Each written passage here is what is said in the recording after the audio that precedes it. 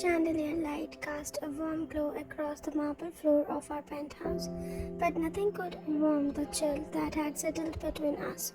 Taeyang stood by the floor-to-ceiling windows, his silhouette sharp against the Seoul skyline. His shoulders were rigid beneath his tailored suit jacket, hands buried deep in his pockets. I knew that stance, it meant trouble. Tell me again where you were today, he said, his voice low and controlled. I placed my purse on the counter, fighting to keep my own voice steady. I told you I was having lunch with Mina. We went shopping afterwards for 6 hours. He turned slightly enough that I could see his jaw clenching. You expect me to believe that? It's the truth. I slipped off my heels, buying time as I tried to figure out why he was so agitated. Why are you questioning me like this? The young turned fully now, and I could see something dangerous flickering in his eyes. In the 3 years of our marriage, I had learned to read the several shifts in his demeanor. As the heir to the king syndicate, he had mastered the art of concealing his emotions. But not from me. Never from me. Until recent, Jungkook saw you. He said flatly. My heart stuttered. What? At the Grand Hyatt. Having a very intimate conversation with Park Jimin. He took a step towards me. Want to try again? The accusation hung in the air between us, Park Jimin. The name alone was enough to ignite Taeyang's rage. The leader of a rival family and the man who would orchestrate the attack that killed Taeyang's father 2 years ago. It's not what you think, I said, my voice barely above a whisper. Then tell me what it is. The calm facade cracked as he slammed his fist against the wall. Tell me why my wife is secretly meeting with the man who murdered my father. I flinched but stood my ground. I was trying to negotiate peace. The war between your families had gone on too long. People are dying. His eyes widened in disbelief. Peace? With Park Jimin. A hollow laugh escaped him. There's no peace with a snake like him, only victory or defeat. That's exactly the kind of thinking that perpetuates his cycle. I argued, feeling bolder now that the truth was out. Someone has to be the first to reach out.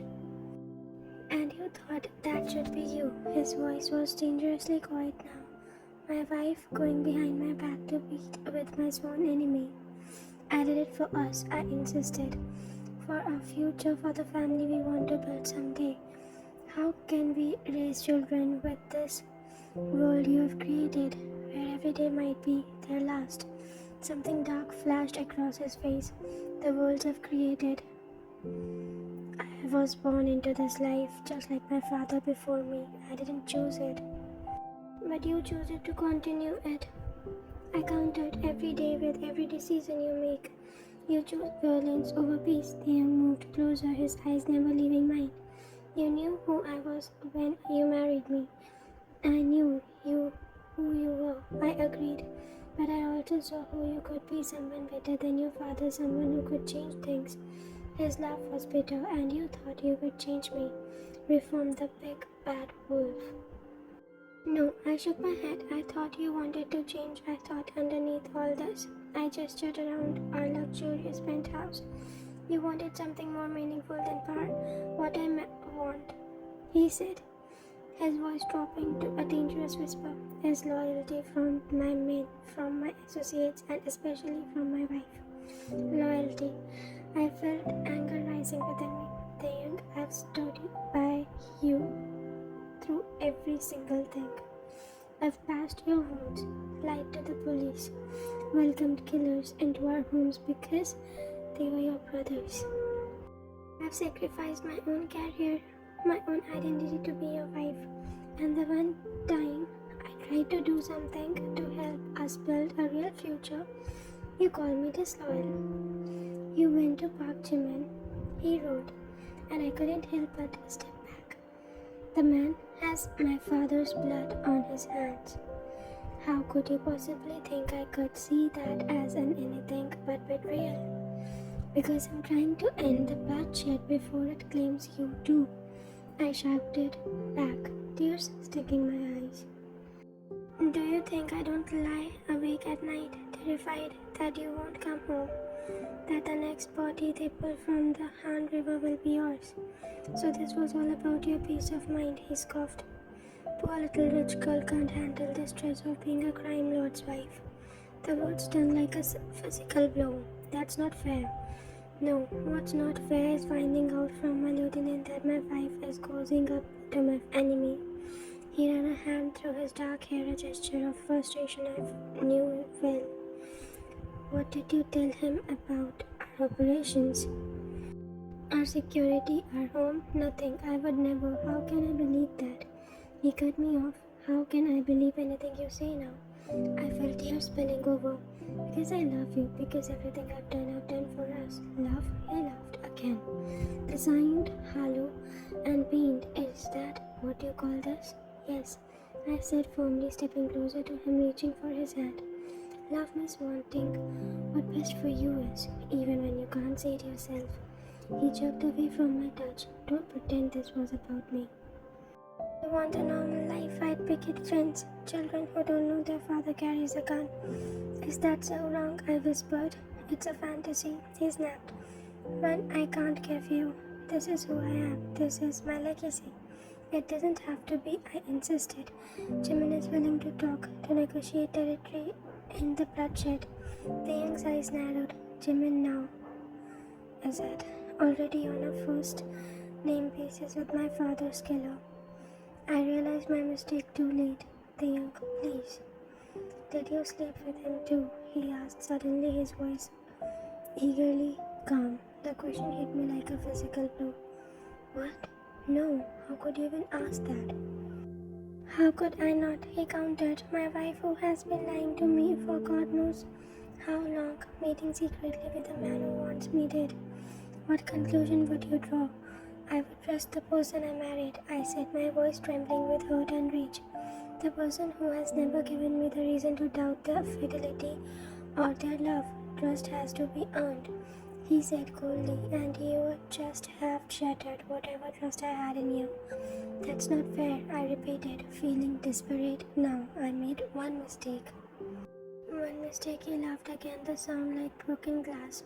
You conspired with my enemy, that's not a mistake, that's a choice. I tried a different approach. The young, please, just listen to what Jimin proposed. There's a way to end this without more bloodshed. The moment the words left my mouth, I knew I'd made another mistake. The young's eyes darkened, and in two strides, he closed the distance between us. I'd never feared him before this moment. Never thought he would hurt me, but something in this expression made me back away. You are defending him now, he asked, his voice dangerously soft, standing in my house, telling me to listen to the man who put a bullet in my father's head. I'm not defending him, I said quietly. I'm trying to find a way forward for all of us. There's no way for all of us, he shouted. There's my family and there's everyone else. And right now, I'm not sure which side you are on. The accusation hit me like a physical blow again. How can you say that after everything we've been through together? Action speaks louder than words, he said coldly, and your actions tell me everything I need to know. My actions. I felt anger rising again. What about yours? The blow on your hands. The lives you've taken. You want to talk about trust? How can I trust a man who comes to home without someone's blood on his shirt and expects me to ask questions? His eyes flashed with worry. That's different. That's business. It's murder. I said, the word hanging between us like a death sentence. For a long moment he just stared at me, something shifting in his gaze. When he spoke again, his voice was terrifying calm. Is that how you see me? A murderer? Sometimes, I admitted. Unable to lie anymore. When you come home with that look in your eyes, like you've left a piece of your soul behind. Yes, that's what I see. The truth hung in the air between us, ugly and undeniable. Whatever I'd hoped would happen next, understanding, reconciliation, even productive anger, none of it prepared me for what actually occurred.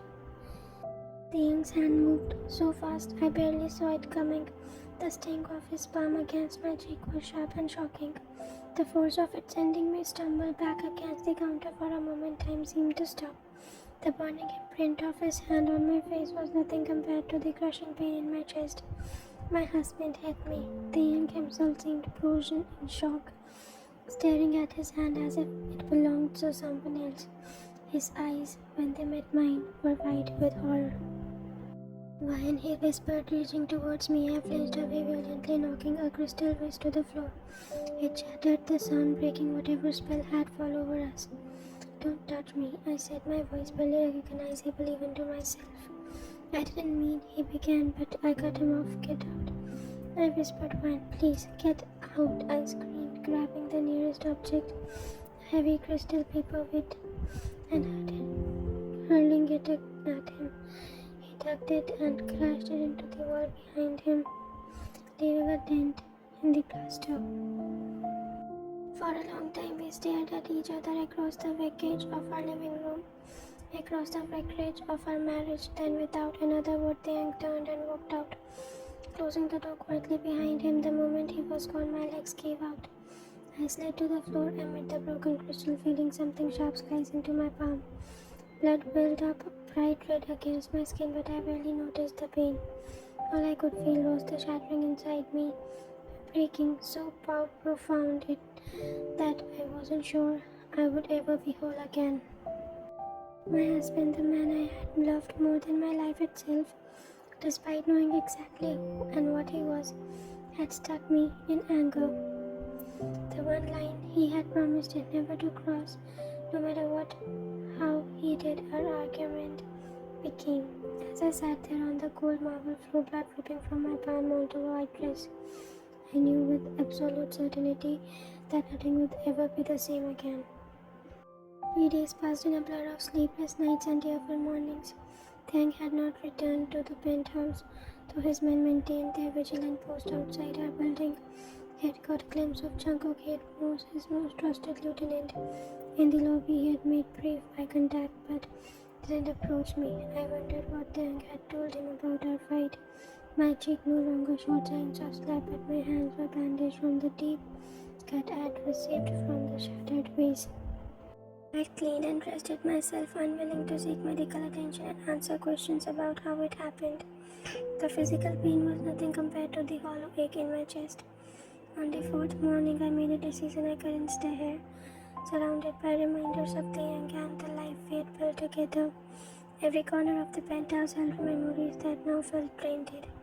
The dining table where we had shared countless meals, the sofa where we had curled up watching movies on the rare quiet evenings, the bed where we have made love and whispered promises neither of us could keep.